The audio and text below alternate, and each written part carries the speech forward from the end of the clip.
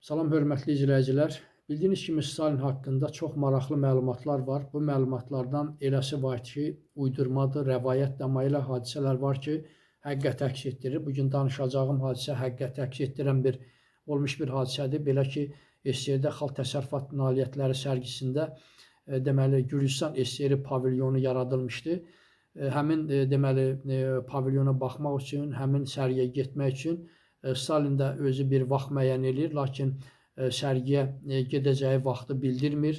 Bir dənə tək Molotov bilir və onunla həmin Xalq Təsərrüfat Nailiyyətləri sərgisinə gedir və pavilyona daxil olanda pavilyonun birinci mərtəbəsində Stalin ayaq saxlayır və öz qəlyanını çıxardaraq həmin qəlyana tütün doldurur və siqaret çəkmək istəyəndə arxadan ona bir nəfər şəxs yaxınlaşır və ona iradını bildirir ki, burada tez alışan deməli konstruksiyalar var və sizin siqaret çəkməyinizə mən icazə verə bilmərəm.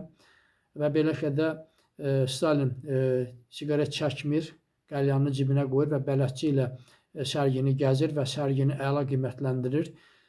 Stalin pavilyondan çıxan zaman bir küncdə yanğın söndürən əməkdaşının çox pis vəziyyətdə olduğunu görür. Sonradan ona bildirmişdilər ki, həmin şəxs Stalindir. Siz Stalinə hansı cürətlə bu sözü demisiniz?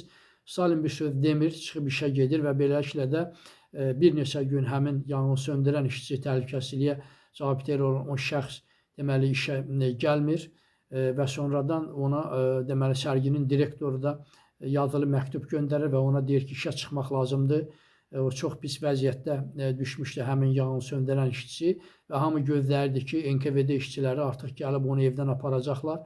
Lakin gözlənildiyin əksinə olaraq bir müddətdən sonra deməli Stalindən direktorun adına həmin şəxsə deməli təşəkkürnamə gəlir. İşində belə ciddi olduğu üçün, işinə belə ciddi yanaşdığı üçün o deməli Stalin tərəfindən təşəkkürnamə alır və o cümlədən də bir aylıq maaşı qədər mükafatlandırılır. Bu Stalinin şəxsi katibinin də xatirələrində bu hadisənin doğru olduğu bildirilir. Çox sağ olun, kanalıma abunə olmağı unutmayın.